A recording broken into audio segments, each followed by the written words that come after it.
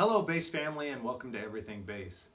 Hey, today we're going to continue on with tapping patterns where I take and show you a pattern for tapping, gives you a different approach to tapping that maybe you haven't tried before, and instead of just giving you dry technical exercises that aren't musical, hopefully we'll show you how you can do it in a musical fashion and add it to your playing. Today we're doing something different than I've done in the previous 3 units, which is we're going to actually separate the hands as if they're 2 different instruments. There's a little bit of independence, but if you practice it the way I suggest, you should be able to get it down within a day or so. So let's start with the right hand. Now I actually, on the sheet music that you can download from my Patreon channel, which is patreon.com/everythingbass, look for tapping pattern number 4 as a post. Open that post, you'll see a link to a PDF. You can download it, print it out, and you can follow along.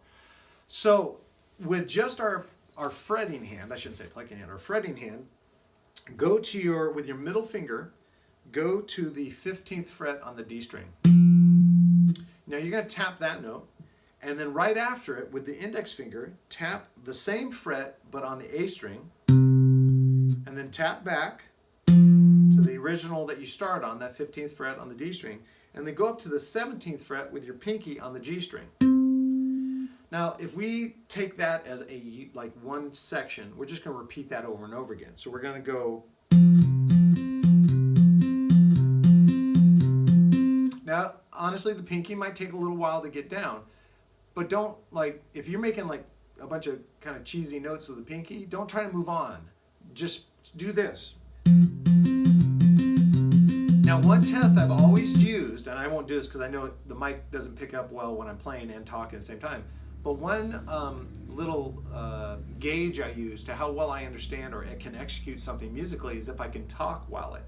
So if you'll indulge me, I'll go ahead and tap, but when I know I can actually keep a conversation going and keeping this pattern going without any hiccups or stops, then I know I've got it down. And that's a good watermark or watershed to go for, that you can kind of then move on to what the fretting hand is going to do. So that was the plucking hand. And if you're curious why I don't use right hand, left hand, because I have too much respect for our left-handed bass player brothers and sisters, that I don't want that to be confusing. So whatever hand you normally pluck with does this. Whatever hand you normally fret with will do the following. Now this all occurs on the E string because we're using up these strings. So we only have the E string to add this kind of wonderful, ascending bass line that goes with it. Now, if we isolate just this, you're going to play for 3 beats, you're going to hold an F. Then I suggest with your ring finger, tap a quarter note on the G 3rd fret. So it's going to be 1, 2, 3, 4, and then with your pinky, play the A flat on the 4th fret.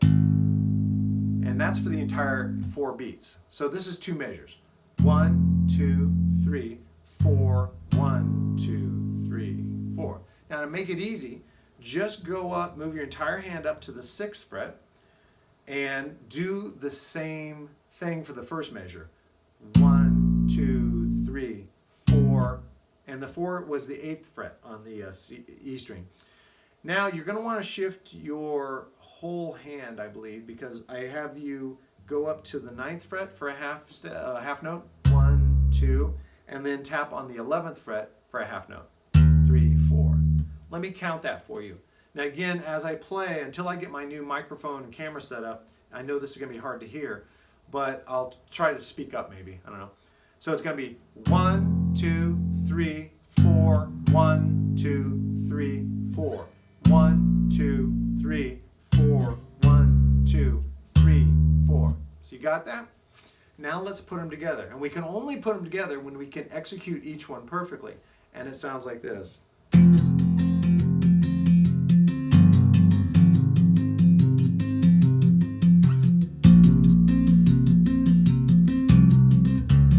Ah, I screwed up.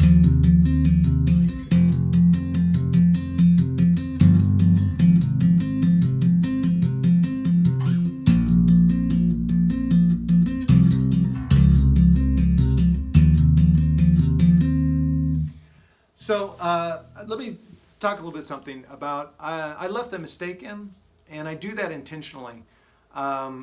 very rarely do I stop and re-record a video because of a mistake I made. And there's a couple reasons for that. One is, I think it's encouraging it's encouraged me when I was sitting in these open counselings with great bass instructors, legends, guys that were on the cover of Bass Player Magazine who I had recordings of, and they'd make little mistakes in front of me and just keep playing through.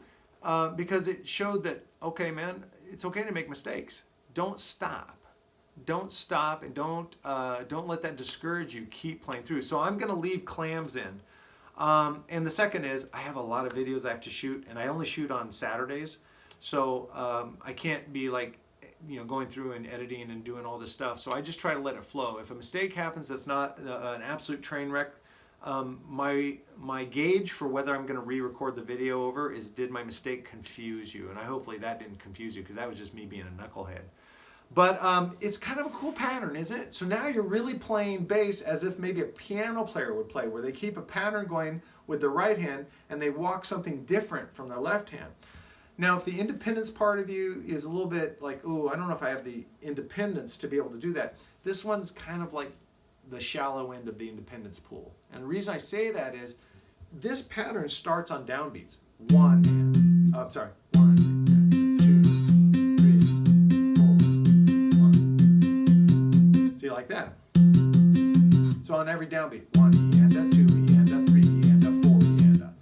This, I start every new note's on a downbeat, so there's no eighth note thing or 16th note anticipation. I'm always going 1, 2, 3, 4, 1. So it's not really independence as long as you think about it, that you're starting this pattern every time, or only when this hand does it. So you're not doing like opposite counterpuntal things. It's really a unison thing, disguised as a more complex pattern. So give it a shot. See what you think about it. I really dig it. I think it's a neat way to start looking at your tapping. Instead of doing something, and I don't want to be saying, like everything you tap is all viable. If you like it and you like the way it sounds, who cares? Don't let anyone tell you it's not. But if you want to add something, instead of doing like a soloistic type thing, think compositionally. Can I outline a chord progression with this hand and then walk a bass line with this hand? That's really cool. It's really cool to kind of see how you can expand your musicality on a 4-string, 5-string, 6-string bass by doing these different tap things. Heck, there's so many great bass players. Just going through YouTube alone and just looking up guys doing tapping on bass, and it's awesome. I'm proud of this whole community, what we're all doing. So let's go on to the Encore item.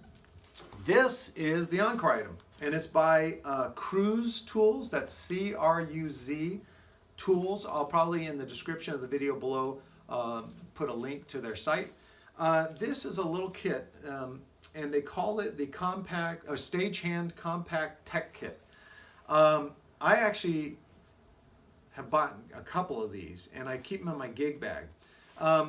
These, a great company. They make quality tools that don't take up much room. But in this one, and I took some of the items out that I don't need on gigs with me, but you have a set of wire clippers so you can change your strings. There's always a crank if you're someone that uses cranks on the tuning pegs. There's a little driver with replaceable heads, and they include these really great bits that you can put in that give you, I think, almost anything you would need to set up adjust most basses. There's also these really cool guides here for setting string height and things like that.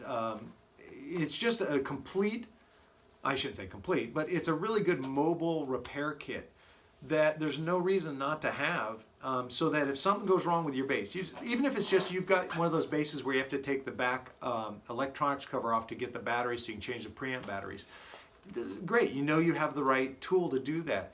You break a string, so between sets you want to change it out, great, you got everything you need right in here to do it. I love the company. Plus, their stuff's not garbage. I bought, early on in my days, I would go and buy the cheapest screwdrivers, wire clippers that I could get because I had no money. And sure enough, the screwdriver would break, the handle would break off. Right away the wire cutters would get like dents in the actual cutting surfaces because they were made out of poor metal. I've used this for years, and they look brand new. So, by the way, they have others too. You might want to go with a bigger kit because you have a bigger pouch on your gig bag, or you carry a separate bag to all your gigs. But it's very smart to have everything you need to work on your bass, because that's the worst feeling in the world when you need to access your truss rod and you don't have the tools, and you have to start going around asking people, and it's not cool. It doesn't come across like you're really that prepared. Having just something like this, a simple investment like this in your gig bag, and I mean, I think they're definitely under $40. This particular one, I think is under $40 online. You're just going to come across much more prepared, much more professional. You're going to send the right message to everyone else in the band that you got your stuff together.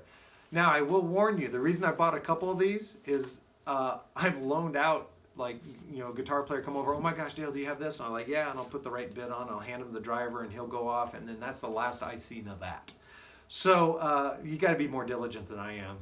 Or just buy more of these. I mean, they're awesome. It's a great company too. I was actually been able to speak with the owner of the company at several NAMM shows. Very cool dude, and told him how much I like his stuff, and they're just doing great stuff. So check them out. Cruise Tools. Specifically, I can vouch specifically for this one, which is the Stagehand Compact Kit, Tech Kit. It's wonderful. Hey, thanks for stopping by. I hope you enjoyed that tapping pattern. And of course, check out Cruise Tools. It might be just the thing to help you be more prepared for those things that happen in between downbeats. All right, guys, I will talk to you later. Please share, like, subscribe to the channel. It makes me so happy when I see those subscription numbers growing, and they're growing. They've doubled in just over 4 weeks. And so I really appreciate that. Let's keep it going. And be sure, if you have any friends who are bass players and you've discovered this channel, don't hide it, don't hoard it, share it. We want this to be all bass players all over the world, no matter how good you are, how long you are been playing bass. If you're a veteran of the bass, or if you're somebody who just bought the bass, you're welcome here. And we will treat everyone with respect. I promise you that. Thank you, guys, and I'll see you at our next video.